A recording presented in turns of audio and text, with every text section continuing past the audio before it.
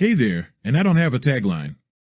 What you see before your own eyes is sort of time-lapse of the first two wars from the LP concluding in the Council victory.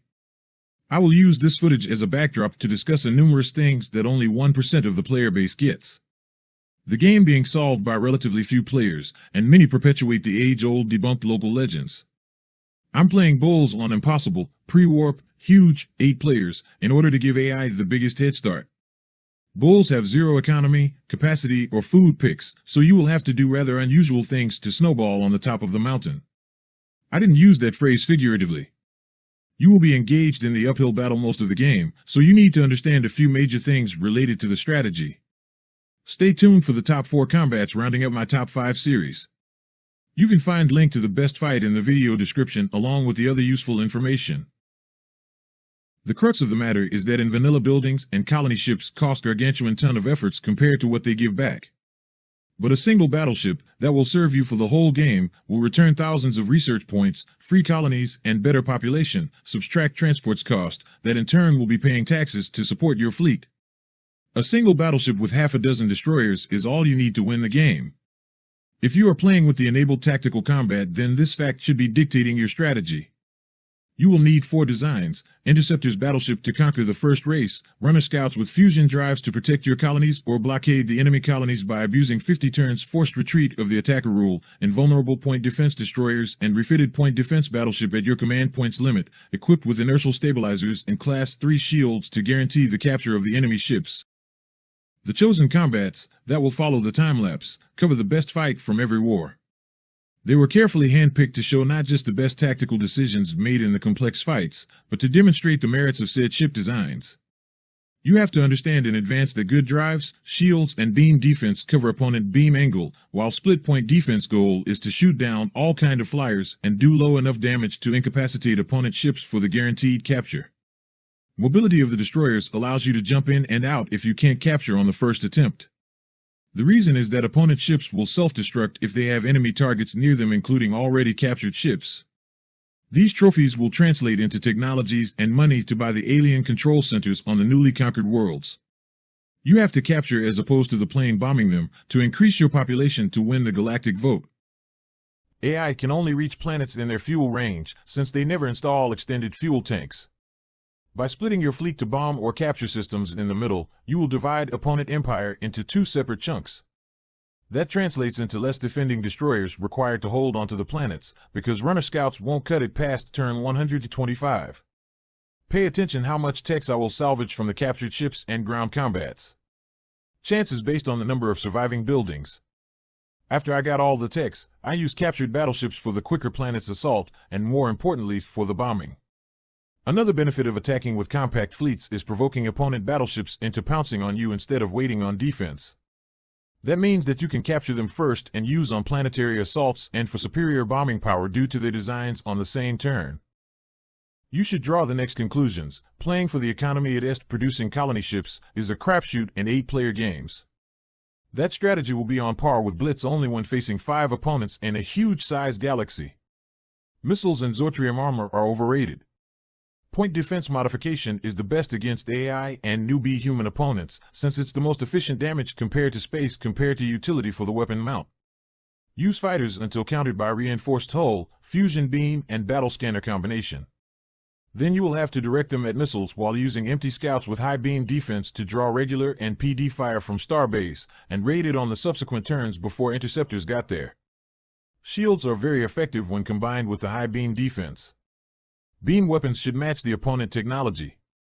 That stands for the shields in terms of the offense, and missiles in terms of defense.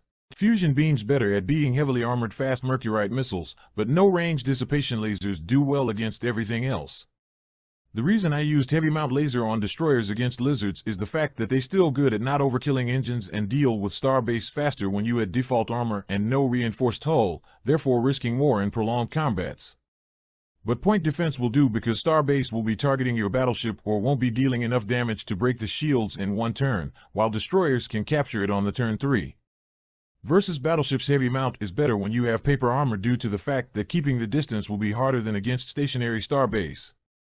It all depends on their beam attack, and AI never uses battle scanner special on their ships. So keep that in mind. Remember how I said that tech capture chance based off the number of buildings still intact? Notice how many techs I will farm from the lizard's homeworld before wiping them out. I do that through rebellions, but for non-repulsive races you can use the gift function and recapture planets this way. You can truly witness how much technology and research points we got from this war alone, never mind credits from scrapping ships, better diplomacy because increased fleet, research, and population score, the fresh taxpayers and better workers compared to our race. Once you divided their empire and dropped down fleet score, it's easy to sick the other race into declaring war on weak and repulsive. Check how the northern chunk of the previous top dog of the pack getting teared down by vultures. What they won't tell you is the fact that ground combat is the second most powerful strategy, complementing beam or fighter's usage at any point of the game. Tractor beams combined with troop pods, were later gotten by diplomatic means, enables you to capture Anterans every time. Very feasible to get them until the first attack happens. Antaran particle beams, your Zortrium armor and ion drives re-enable Interceptors usage.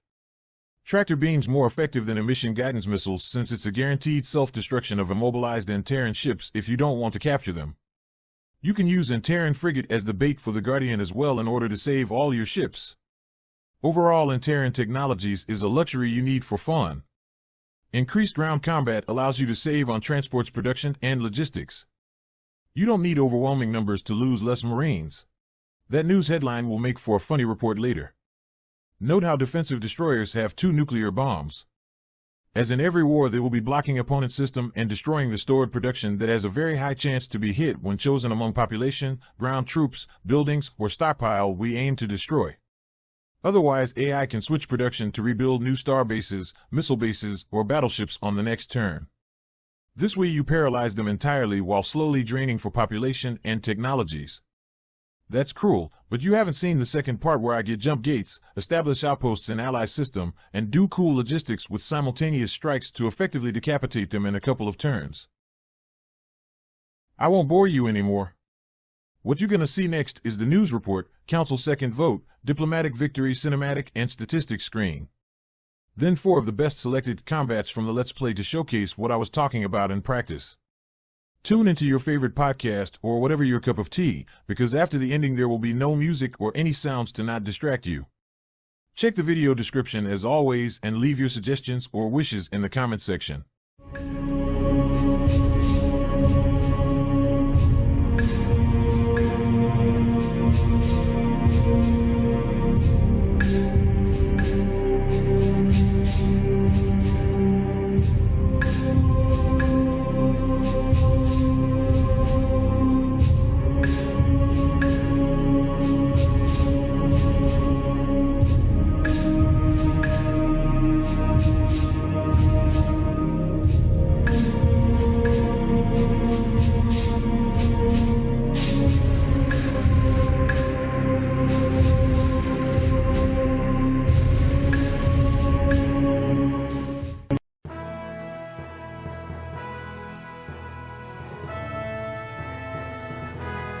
The elections are now over. The ballots are cast, and you have been elected leader of the galaxy. Your years of labor have paid off. Now peace reigns supreme in the galaxy. Peace at your command, and equality for all who have served you so well. You are truly the master of Orion.